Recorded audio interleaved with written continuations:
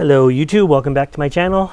Today's video has really nothing to do with out front other than I had to move out front to find a semi-quiet spot to film this video. And as soon as I get out here, the traffic kind of goes nuts on it. So anyways, hopefully there won't be too much noise from traffic. What I have in front of you are 4 of my favorite Phalaenopsis orchids. A couple of them are warm growers, a couple of them are species. And I do have them segregated from the rest of the greenhouse. They ended up in the grow room in a plastic tray with a plastic dome for humidity.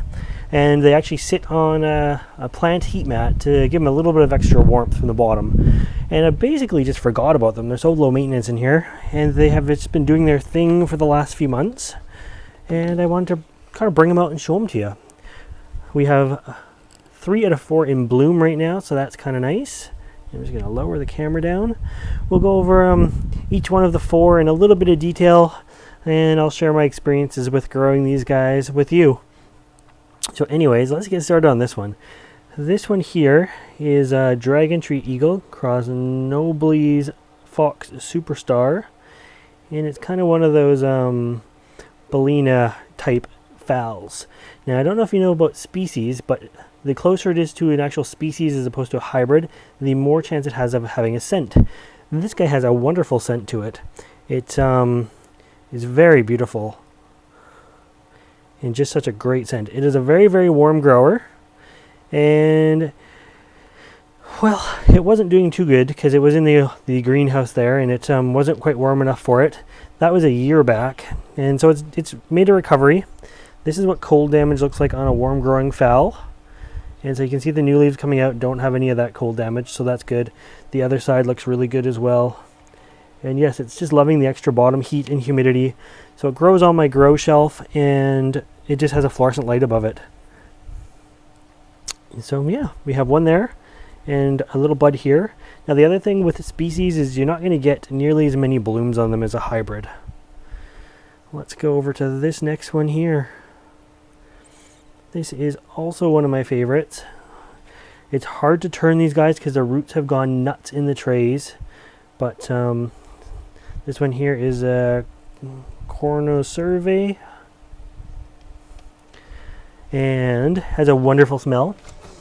It's kind of, I would describe it as a touch minty. Quite small blooms on it, but very, very deep red for a phal. And it is somewhat of a sequential bloomer, and we'll keep blooming off these spikes for a while.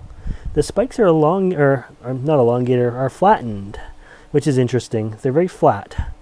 So, but yeah. And this one has a little tiny leaves to it. It's a very small plant. It seems to do quite well for me, and it isn't a super hot grower, not like the one we just saw. This can take normal phal temperatures, but it's really loving the humidity here, and here as in its grow spot, not in this exact filming location. And I see a couple keikis coming on the stems. So there's one there and one there, and oh, a bigger one up here. And yeah, overall it's just doing very, very well. When was the last time I repotted it? 0315. So it's been just over a year since it's been repotted. So the good news is there, I'm going to leave it probably for another year in this pot to give it 2 years in the same pot, so it has lots of time to kind of grow and thrive. One thing on this guy, he does have spots on the leaves which are completely normal. Those little black spots down there that I'm rubbing my thumb on, they actually, if you look at them, they're almost like a purpley color. Nothing to worry about on this guy at all. But beautiful plant, huge thick roots to him for such a little plant. And it's basically like a miniature Phalaenopsis. Doesn't take up much room at all. But if we look at this root, look at this, it's coming off of it and growing up the side here. And there's ones that are like poking out the tray, and lots of them are, that one looks like it's growing right to the bottom of the tray. And that's why I'm not moving any of these, because they do have roots that have anchored like right to the bottom of the tray there. The tray is just there. I keep a little bit of water in it. Sometimes when I water, I just sort of overwater and put like a little bit in the bottom. And then with the bottom heat, it gets nice and humid and steamy in there. And these guys are super low maintenance. With that lid on, I probably water once every 3 weeks or so. And I give them a good drink when I do water, but then I let them get quite dry again.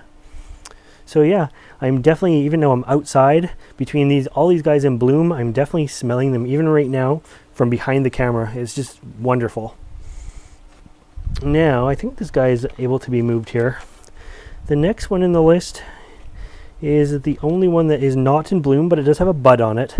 I seen this the other day that these guys 3 out of 4 were in bloom, and I'm like, I want to try to wait till all of them are in bloom, but the other 3 are looking so good right now, I didn't want to risk one of them not being in bloom anyways. So this guy here is Princess Kailuana, I think it's pronounced.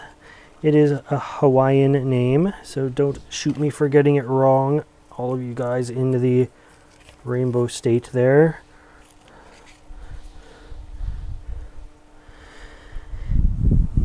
Kailuana. Anyways, I thought this guy was a complete goner. It was it's in need of a repot. Nope, it's a 315 as well. So it's been in there for a year. I must have repotted it, thought it was a goner, put it in here and basically forgot about it. And it's made basically a complete recovery. Here goes a vehicle pass. It's going to be a little loud. Some new roots are coming out on it, so that's good. A little bit of active growth on the root tips. And quite a few new leaves. I bet you this was down to 1 leaf at one point last year. So I'm looking forward to it blooming again. This one is a very, very warm grower, just like the first one. And unless you live in lowland tropics, it's hard to grow in the house. You basically need something with lots of heat. It doesn't like to go below 70 Fahrenheit, 21 Celsius sort of thing ever. And all of these are going to grow shady. As I say, a fluorescent light above them is all that they have been growing with and just thriving. The light's on a timer even, so I don't even remember to like look at these guys for most of the time. Now let's turn this tray around. Come to the other guy here. Now this one here is in with the warm growers, but like this one here above it is not necessarily a warm grower. This is my own Falcata. And it is wonderful little Phalaenopsis as well, very colorful.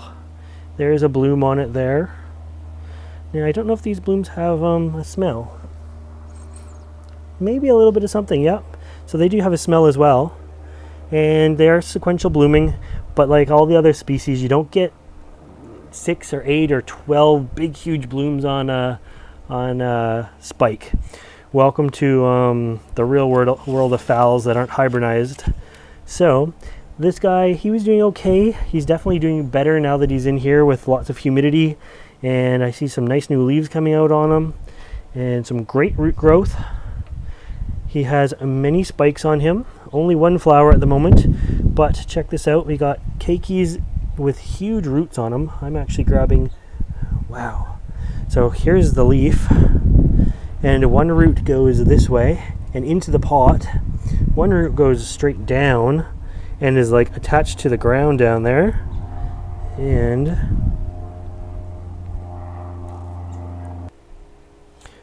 we have 1 root that is coming right down here as well. So it's got 3 good sized roots on them. Only 1 leaf so far.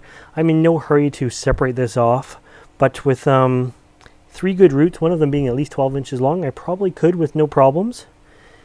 They are definitely slow to root. If you look at this, here's another keiki coming out, and it has no roots whatsoever yet. Not even so much as a nubbin. So you definitely want to be careful. You wouldn't want to be too eager to remove these guys. Now that we're talking more about the keikis, look at this one here. This one's the largest keiki on the cornucurva, and it's just starting to get a little root there. I would be absolutely silly to detach that right now. It would just take so many extra months or years to get growing again properly. But yeah, so that is 4 of my favorite phals. They get their special treatment. I can't even turn this. I wanted to show you them all one last time. Beautiful, beautiful plants, and I just love that they smell. It doesn't even matter that they don't have dozens of flowers on at once. The smell and just the uniqueness of them more than make up for it. Let's see this guy one last time too. We never really had a good look at this one, and it's so colorful. But yeah, anyways, I hope you liked this video, and if you want to see more videos like this, make sure you subscribe to my channel. As always, thanks for watching.